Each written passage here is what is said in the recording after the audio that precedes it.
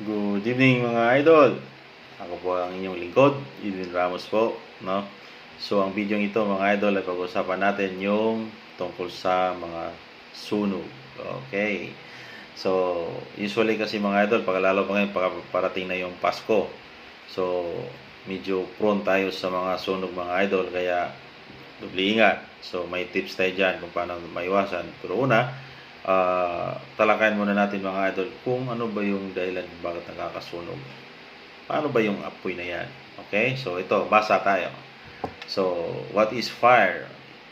It is a state of process or instance of combustion in which fuel or other materials is ignited and combined with oxygen. So, mayroon yan. Oxygen, hangin. Giving of lights, flash, and then heat, init, no? And flame. So, yun yung mga idol. Doon nabubuo yung apoy. Sa tatlo na yan. Nandyan sa baba, oh. Okay? So, nandyan yung fuel. Okay? Nandyan yung oxygen. Nandyan yung heat. So, the best example nito mga idol is that sa isang confined space. English yun mga idol. So, kwarto. Okay? So, walang tao, mainit, kulob, tapos tanghaling tapat, and then mainit. So, nandyan yung mga, ano tawag yan, sabihin na natin, mga combustible materials. For example, dyan is yung mga gasolina, no? O di kaya yung mga gasol natin, mga, ano tawag, solvent.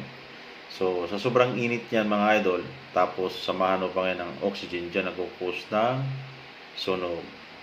Okay? So, paano ba natin iwasan yan? Tip number 1, alisin natin yung mga bagay na nag-direct contact dun sa heat. Kasi kapag yan ay nagkaroon ng conduction dun sa init at between fuel tapos hinangin, yan mga idol, nagkakaroon ng sunog. Okay? So, tip number 2, kung bakit nagkakaroon din ng sunog mga idol is that yung mga napabayaan nating mga gadget na naka-charge. Okay, so iwasan natin na nagcha-charge mga idol, lalo pag nakatulog tayo tapos katabi pa natin sa unan. Usually mga idol, yan yung mga dahilan kung bakit nagkakaroon ng sunog. Nilagay natin sa gilid ng unan yung mga ano natin, cellphone charger, tapos biglang nag-overcharge. Yun. Kasi yung mga wire ng charger natin mga idol is maliit lang yan eh. Ngayon sa sobrang ano niyan, sa haba na ng pagcha-charge niya, no? Nagkakaroon na niya ng init yung wire niya hanggang sa nasusunog, lalo pat yung mga made in silang na ano na charger natin, no? Na nabibili lang kung saan. So usually yun ang nagpapahamak sa atin mga idol.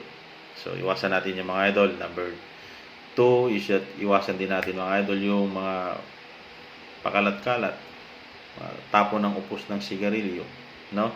Usually basta lang natin hinahagis yung mga upos ng sigarilyo natin eh, no? Kung saan, which is ano yan, may upos yan, may baga, of course, tapos nadikit yan dun sa ano tawag yan, mga dried na mga papel, tapos manigas, hinangin, yun, sunog.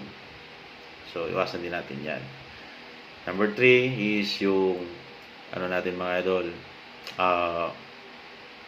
overloaded na mga saksakan natin.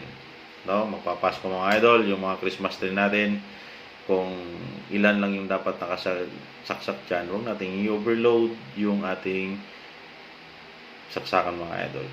No? Kasi nga, pag overload yan, may tendency na sumasabog yan mga idol.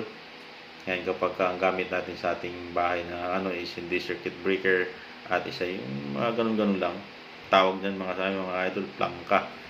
So, wala tayong protection. Unless circuit breaker ang ginagamit natin mga idol, pag nag-trip yung kuryente na yun mga idol, automatic bumababa yung circuit breaker na yan. So, papatay niya yung kuryente.